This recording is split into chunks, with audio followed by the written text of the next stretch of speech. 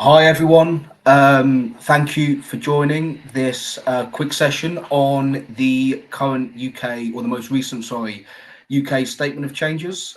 Just to formally introduce myself, my name is Sam. I am a Client Services Executive here at Centuro Global, and I will be presenting a very short presentation on the most recent immigration rule changes that will be applied from the 22nd of July. We'll have a quick presentation on all of the most recent changes, some of the changes that may have gone under the radar that I still think are important for individuals and employers to consider as well. And then at the end, we'll take a quick Q&A session. As always, we know there'll probably be a lot of questions for this session. I know there's a lot of anxiety, a lot of trepidation about these new proposals. So we may not be able to get to your question in this session. However, if we're unable to get to it, we will send a formal response out to you via email after this presentation has concluded. So just to get started, obviously the Statement of Changes was released last week, so the 1st of July. It contained a plethora of changes, many in line with the white paper that was released earlier this year in May of 2025. It outlines major policy changes to the skilled worker route and also to the Appendix Skilled Occupations legislation. In addition to that, it's also made some changes regarding the care worker sector, the global business mobility routes, as well as a few other changes that, like I say, may have gone under the radar, but we'll pick up on at the end of this presentation. The rules are going to be implemented from the 22nd of July this year, so basically just under 2 weeks' time. So it's fundamental that we give you guys a good overview and proper understanding of these changes so you can calculate how you want to proceed and how you need to proceed when it comes to ensuring compliance with these new rules when and before they are implemented. So just to start off, a little bit about the context and timeline here. So like I said, last week on the 1st of July, the Statement of Changes was released. In addition to that, on the same day, a rule change that seems to have gone somewhat under the radar is that the Afghan ARAP Principal Application Scheme has now been closed to new applications. So any new applications made after 3 p.m. BST on the 1st of July will no longer be considered. However, any existing applications that were made before that date will still be processed in accordance to the previous immigration rules. But of course, the main one here is that the bulk of the rule changes will take effect from the 22nd of July. So it's fundamental that we make sure we're in line to be compliant with every new rule change by that date in just over 2 weeks' time. Few of the policy context and objectives here that have been released from the Home Office. So many of them, pretty much all of them in essence, are aligned with the previously released white paper. They aim to raise the skill level for skilled worker visa applications. So from the current RQF level 3 and above, they are being raised to RQF level 6 and above, so graduate level occupations. In addition to this, the salary thresholds are also going up again. This seems to be an annual occurrence. I know they were raised last April, in April of 2024.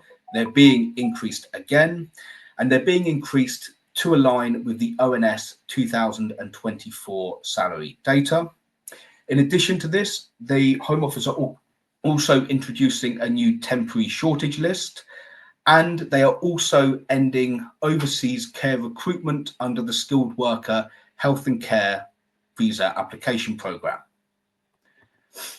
To start off, we'll talk about the skilled worker skill and salary threshold changes. So as I stated, there is a new skill requirement of RQF level 6 and above.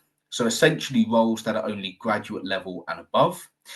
This will affect any new certificate of sponsorships that are assigned on or after the 22nd of July of this year, where the individual isn't already on a skilled worker visa. So anyone who is either switching into the skilled worker route or they are applying for a skilled worker from abroad, let's say, these individuals, if their certificate of sponsorship is assigned after the 22nd of July, they will be affected by the new rules. Any individuals already here on a skilled worker visa and are maybe extending or changing employer, they will continue to rely on the transitional rules, of which there will now be two sets.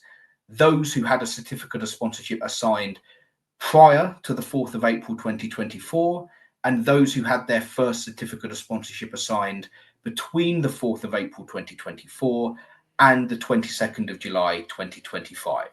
So it is going to become, unfortunately, a lot more confusing and a lot more complicated in the fact that there will be essentially three sets of rules that would have to be used to assess whether an individual falls under 1, 2, or 3. Basically, what is happening with these new rule changes is that the Home Office are looking to remove about 180 SOC codes from the list of eligible occupation codes. This amounts to about 43% of all available SOC codes. Like I said, any current skilled worker visa holders do retain eligibility to apply under the transitional rules, meaning that they have SOC codes at RQF level 3 to 5 also available to them. However, as is the case, the salary going rates for these shall need to are going up basically, so they will need to meet new salary going rates. And again, this will be based on whether their initial skilled worker certificate of sponsorship was issued on or after the 4th of April 2024. It does seem that the writing there is sort of merged into the bottom paragraph, so I do apologize, but just note that that last section there does state that this only applies to individuals where the COS was issued on or after the 4th of April 2024. In addition to this, no further transitional provisions shall apply to the salary increases, and the Migration Advisory Committee will be commissioned to undertake a review of the salary requirements, meaning that there is a high possibility these could increase once again. In addition to this, the salary requirements for settlement applications under the skilled worker route have also been updated accordingly, and as is currently the case, settlement applications must meet the going rate under either option A or D. And just to follow on from that, we have the table obviously on the right hand side here, where it shows a breakdown of the different options for the skilled worker route and what the current salary requirements are and what the new ones shall be.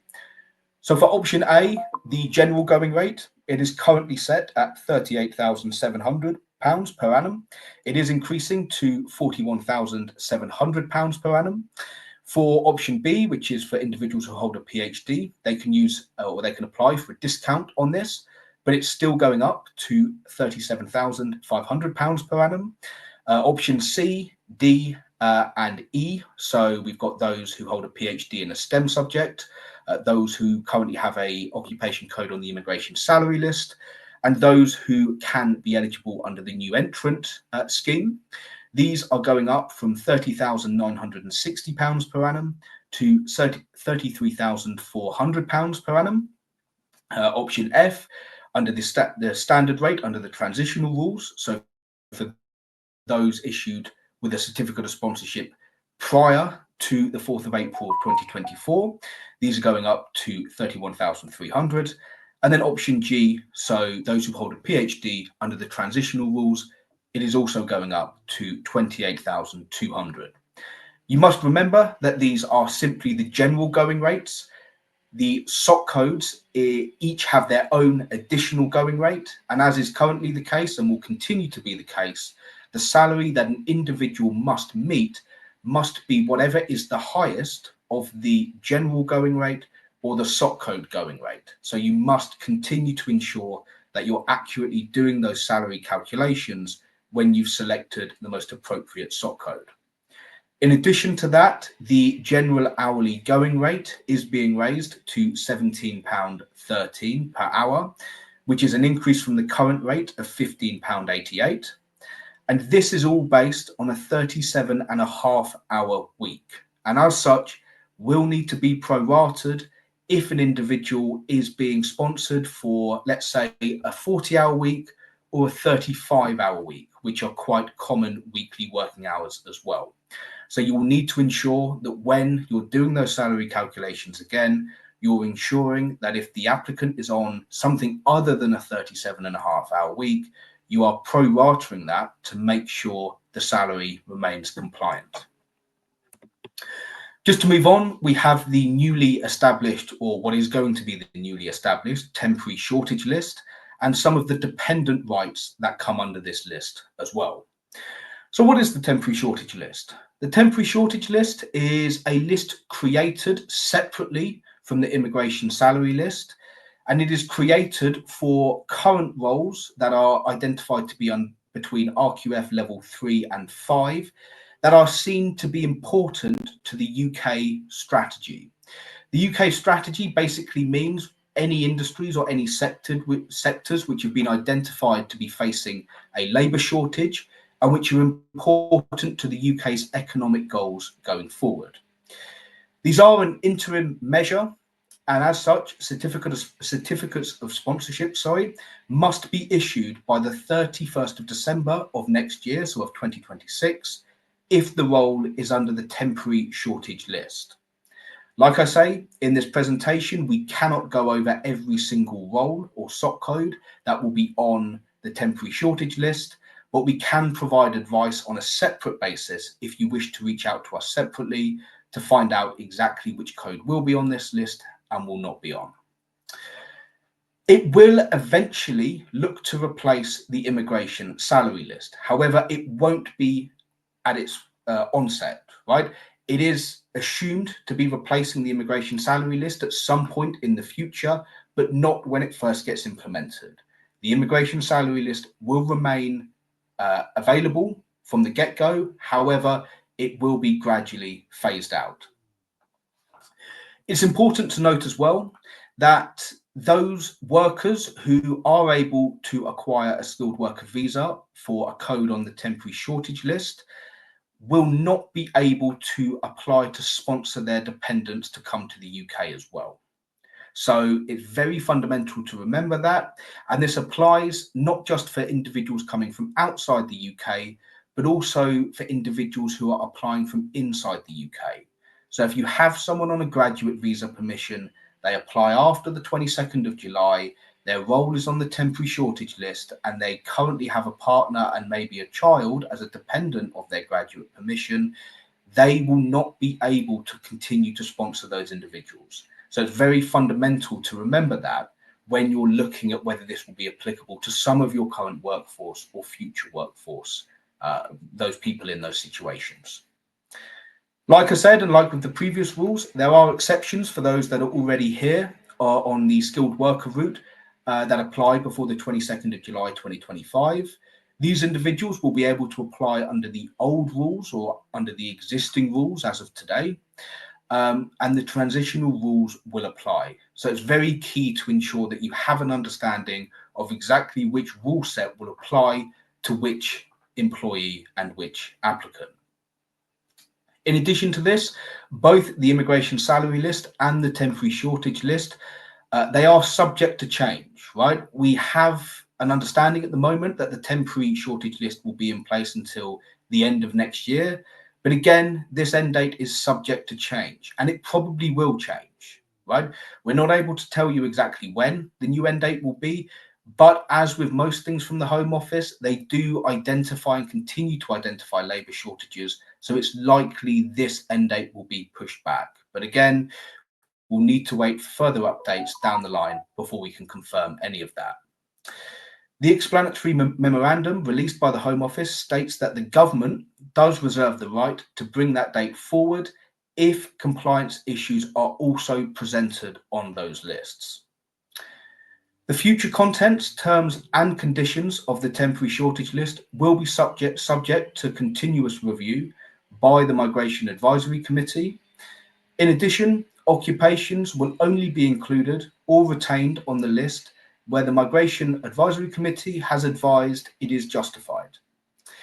Where there is a workforce strategy in place and where employers seeking to recruit from abroad are committed to playing their part in increasing recruitment from the domestic workforce.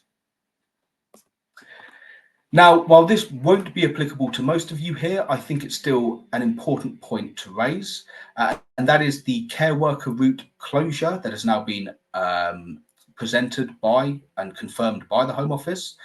So as of the 22nd of July, no new certificate of sponsorships for care or senior care worker roles will be issued to individuals who are currently outside of the UK.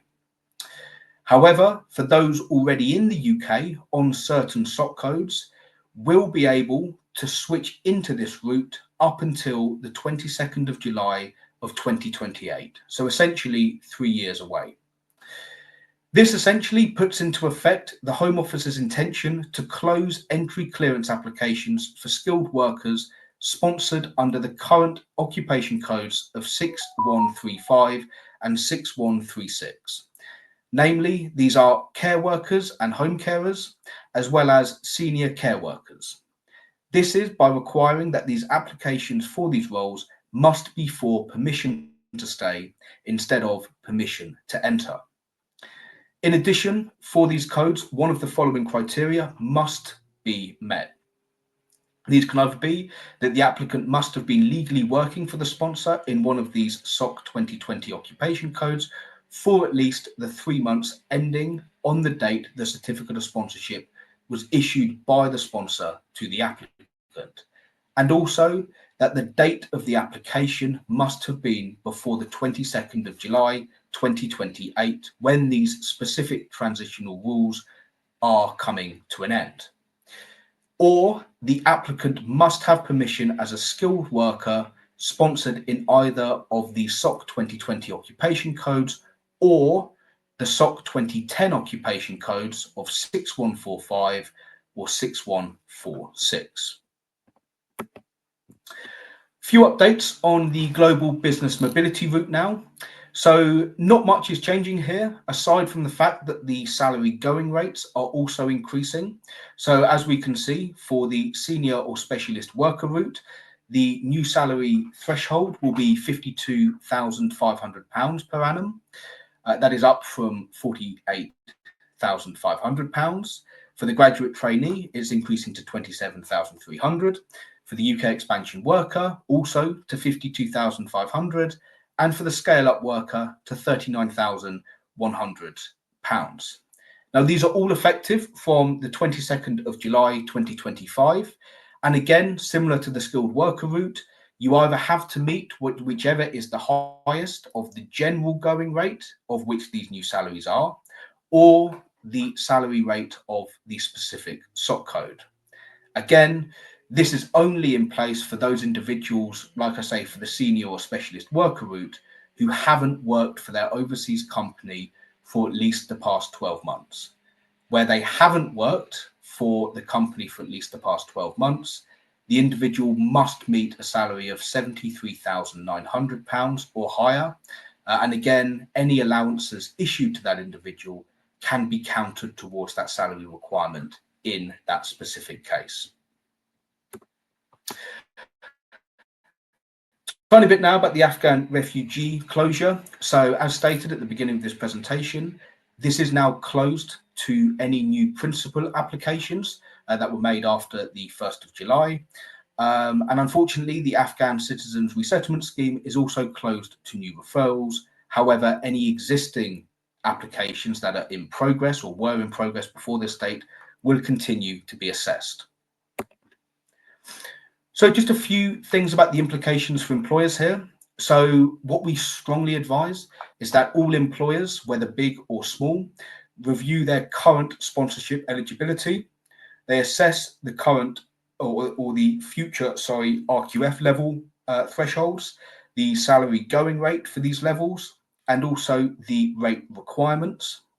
That all the companies as well update their internal policies, so any workforce planning that they need to, and also any salary benchmarking for future applications. Also, it's important to assess the impact of the temporary shortage list, get an understanding of the affected roles and any field implications here, and also review and update dependent policies with the new knowledge that any individuals on a temporary shortage list code will no longer be able to sponsor their dependents for the UK. We may see a move of individuals who are affected by that say, well, I'm no longer going to stay in the UK, I'm going to try and settle somewhere else which has those dependent policies open.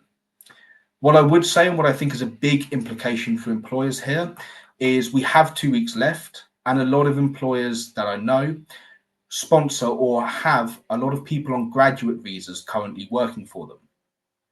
However, it is fundamental to be aware that after the 22nd of July, these individuals will be affected by the new salary going rates. They will also be affected, like I said previously, if on a temporary shortage code, by the restriction on dependents. So even if you have people going on holiday, even if you have graduates who may not be in the country at the moment, they are currently away because it's approaching the summer, as long as you get a skilled worker certificate of sponsorship assigned for them before the 22nd of July, you can submit their application after that date as long as this document has been assigned by then. And if you're able to do that, these individuals will be able to continue their stay in the UK under the current rules, which will then be the transitional rules. So it's just key to remember that. Not just graduates obviously affected by that, anyone else looking to switch to the skilled worker route or applying from outside the UK, if you can get their certificate of sponsorship assigned before the 22nd of July, it obviously means that life becomes much easier for them and life becomes much easier for you guys as employers as well, because they're able to rely on lower salary going rates and have a much wider spectrum of occupation codes available to them. I just want to quickly pick up on a few additional rules that have come in that have sort of gone under the radar with the obviously new policy announcement. I know everyone's focused, as they should be, on the skilled worker changes, but these are a few minor changes that I think will affect definitely some employers and some, possibly for the better, which is good. So the first rule change I want to pick up on is an amendment to the absence from work rule. The current rule states that sponsors must report and may face visa cancellation if workers are absent without pay or with significantly reduced pay for greater than 4 weeks in a calendar year, unless for permitted exceptions, such as maternity leave. However, the Statement of Changes update now states that any neonatal care has now been added as a permitted reason for absence. This aligns with UK domestic policy, such as the Neonatal Care Act, or Care Leave Act, of 2023. Just a quick key benefit of this, a benefit is that employers can now allow extended, unpaid or reduced pay leave in neonatal cases without risking possible compliance issues. And no cause curtailment is now required in these cases. So a little bit of positive news there, I think, for most, some, if not most, employers. Another quick change, this mainly affects, the Tier 5 government authorised exchange route. So just a bit of background to this route, because I know not everyone is aware of it. So the Tier 5 government authorised exchange route allows short-term work experience and internships for overseas nationals in supernumerary roles in the UK, so in non-permanent roles. Normally, these individuals can be in the UK for up to 12 months to do, let's say, an internship. However, in certain circumstances, this can be extended to 24 months. The Statement of Changes amendment that's been made here is that the eligible occupations codes for these Tier 5 GAE roles now include roles below RQF level 6. So it now includes roles RQF level 3 to 5 and above here, which is a little bit of a positive. It expands the scope of what employers can use to bring those overseas interns across for these supernumerary roles. So just a little bit about the rules here. The new codes will be drawn from the newly expanded Skilled Occupation Appendix, These are tables 1, tables 1A, tables 2, tables 2AA, tables 3, and tables 3A. That sounds very confusing. Obviously, why there's so many tables in one appendix. It is unfortunately confusing, and it's being made more confusing with the addition of these new roles. So if you do have any questions, you do need any advice on this, please feel free to reach out. We're more than happy, my team and I, to give any advice that we can regarding these new rule changes. A few of the practical impacts here. So obviously the expanded scheme supports pipeline and early career programs. The route, like I say, it continues to be for non-standard placements, and all roles must be supernumerary. It may facilitate, shorter processing times as there are fewer sponsorship duties now in place here. And it does allow continuity where RQF level 3 to 5 roles may be restricted, such as the skilled worker route. I know there are some companies that do use the skilled worker route for short-term internships. Now that the restrictions are being heavily placed on the skilled worker, Appendix Skilled Occupations with relation to skilled worker, the Tier 5 government authorised exchange may offer a bit of a lifeline to still be able to bring those people in for those short-term internships. Just a note here as we approach the end of the presentation on additional policy shifts that have been announced by the Home Office. These aren't being implemented on July the 22nd. However, the Home Office have made indication that they will be implemented by the end of 2025. So it's important to start making arrangements now so that when the inevitable does come and we approach the end of the year, you have policies in place that will ensure compliance with these new policy restrictions that are going to be implemented. The first one that we are, I think, all well aware, the English language requirement is being raised from the CEFR B1 to B2 levels across the board. This is in relation to the skilled worker and family routes in particular. In addition to this, it hasn't been explicitly confirmed, but dependent partners may also be faced with acquiring English language accreditation now for their dependent visa applications. In addition to this, a new family migration framework is apparently going to be announced. This may increase the minimum income threshold. So this may be coming to the family route by the end of the year. And what we may see is that this new salary threshold increase is in line with that seen in the skilled worker route. We know that when they announced the rules to Appendix FM last year, they were quite keen on increasing the minimum income requirement under this route. So it does seem that they are going to look to implement that by the end of this year. So something to keep in mind and something to relay to your employees who may be wishing to bring their partners and children or apply under the Appendix FM route. The other big change that will explicitly affect employers is the immigration skills charge. So as announced in the white paper, this will be increasing to by 32%. So for large sponsors, you will now be paying £1,320 per annum per person. And for small sponsors, you will now be paying around £480 per person per annum.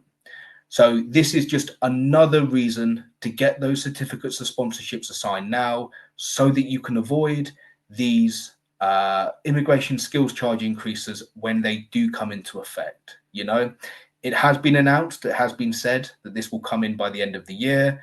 We don't exactly know what the end of the year means, whether that means October, you know, the final quarter of the year, or whether that means December. So it is fundamental, get those certificates of sponsorships signed now so that you can have people coming in under the existing rules and you can avoid these 32% skills charge increase.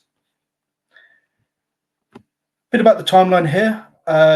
As we already know, the immediate actions I think that employers and individuals should take is that a sort of internal audit needs to be carried out on current sponsorships and salary structures. make sure everyone's aligned. The transitional rules are also going to show an increase in the salary requirement. So if someone is approaching their skilled worker visa expiry and you're looking to extend them, or someone's looking to change employer, come across to your company, and it's tight on the salary, you're at or very close to the general going rate, this is going to increase under the transitional rules. So you need to make sure that your salary structures are aligned with that, and that employees and HR professionals alike are well aware of exactly how this is going to impact the business. As we have seen, May to July of this year, employers obviously prepared for the rollout, many updated policies and communicated this to staff.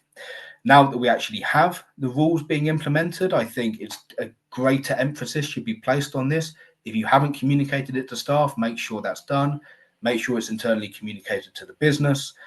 Make sure everyone is aware of exactly how these new policies are going to be implemented and how businesses and internal structures may be affected.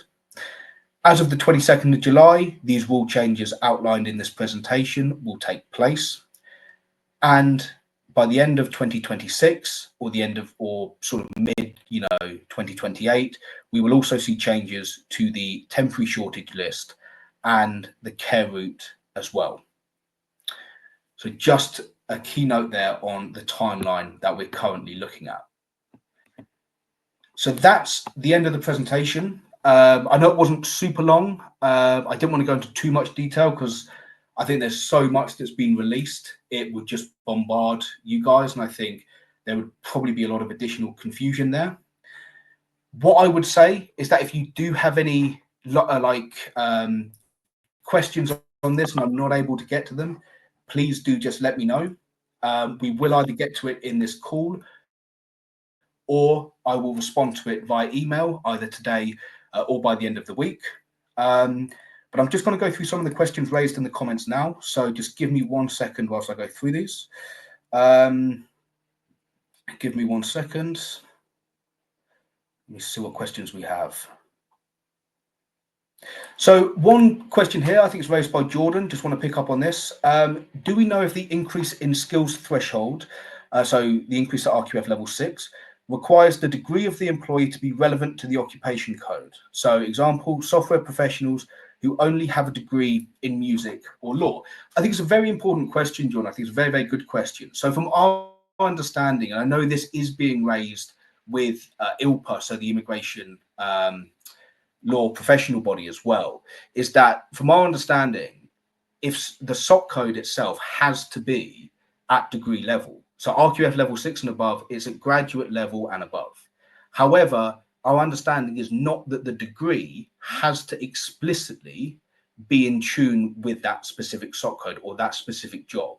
So in your case, if you have someone who is applying for a job in software professionalism and they only have a degree in music or law, that should not be an issue, right? The only thing I would say on that is there must be some other reason why you're hiring this person other than the fact, that their degree is in a completely different area. So as long as you keep those files on hand, you keep those HR files in-house, so you can explain that to the Home Office if, say, an audit is conducted, there shouldn't be an issue at all with that. But like I say, once we get clearer confirmation from the Home Office on that, we will relay it out to everyone, of course.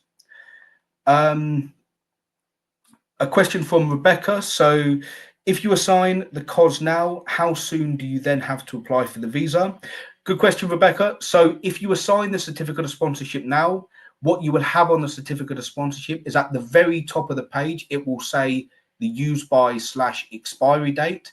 This date, which is shown there, is the date which the skilled worker visa application must be submitted by. So as long as you submit the skilled worker visa application by that date, you will be completely fine and in line with the existing rules.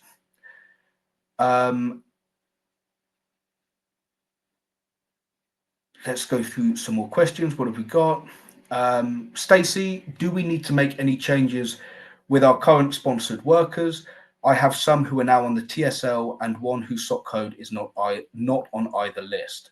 Good question, Stacey. So If these individuals are already on skilled worker visas, then they will continue to be eligible under the existing rules. So if they already have a skilled worker visa, the temporary shortage list will not be applicable to them, nor will the restriction to RQF level 6 and above codes. These individuals will continue to be able to extend on their existing SOC codes or on other SOC codes that may not be at RQF level 6 or above, as long as they are here and continue to be here on those skilled worker visa permissions. Like I say, it is very confusing. If you have any questions at all regarding that or need us to do an assessment, do let me know. Question from Jay here. So we have an employee on a high potential individual visa for 2 years. Their salary doesn't currently meet the skilled worker visa and may not for another year or so. Would the youth mobility visa still be available when their high potential individual expires towards the end of the year? Good question, Jay. So what I would say is that if they meet the eligibility criteria for the youth mobility visa, that would certainly be available.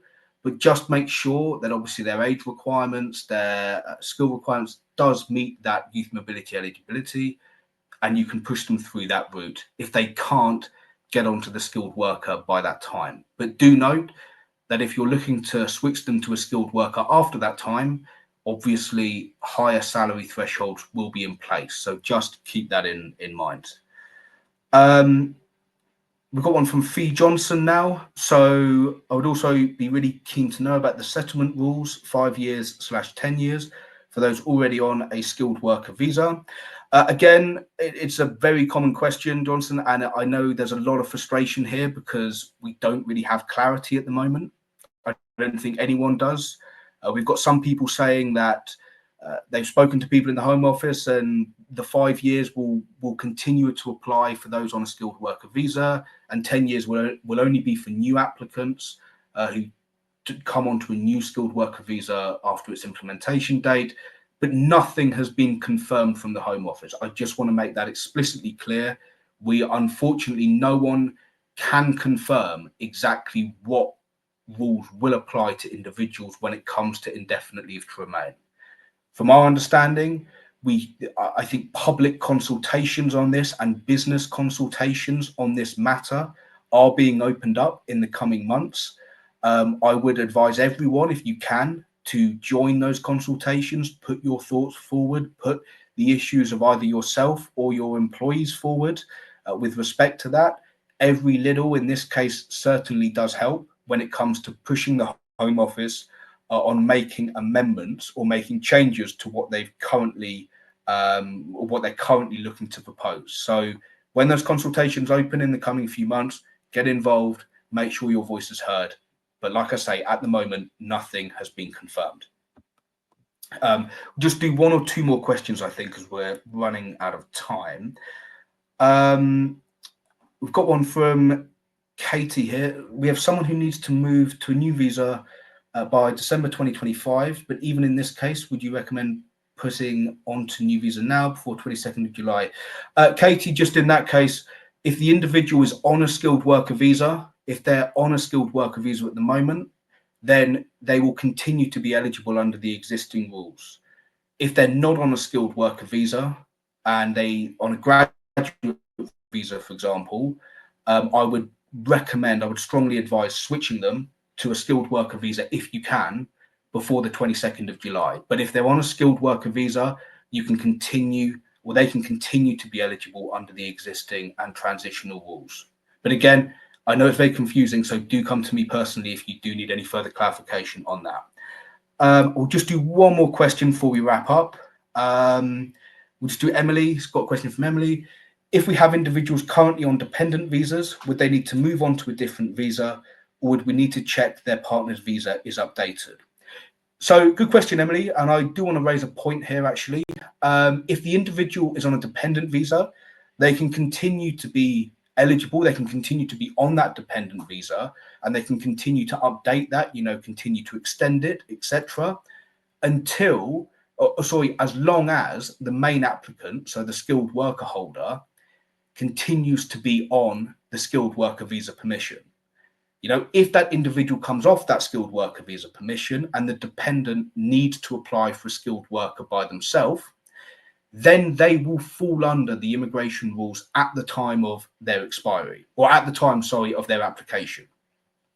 So just make sure you're fully aware. Make sure that the main applicant, the skilled worker holder, has no issues, will continue to remain on that visa permission, because if the dependent needs to switch onto a skilled worker visa, then they will probably fall under the higher salary thresholds. So just make sure you're fully aware of that. Thank you guys, like I say, once again, for joining this presentation. Apologies, I wasn't able to get to every question. Like I say, if your question wasn't answered, then I will get to it in an email either today or in this week. However, if you do have any additional questions that pop up or that arise, again, send them in to us. We can do what we can to assist. But like I say, thank you for joining the presentation. It's been a pleasure. We'll continue to update you if we hear anything back from the Home Office or ILPA. But in the meantime, been a pleasure, and have a lovely rest of the day. Thank you, everyone.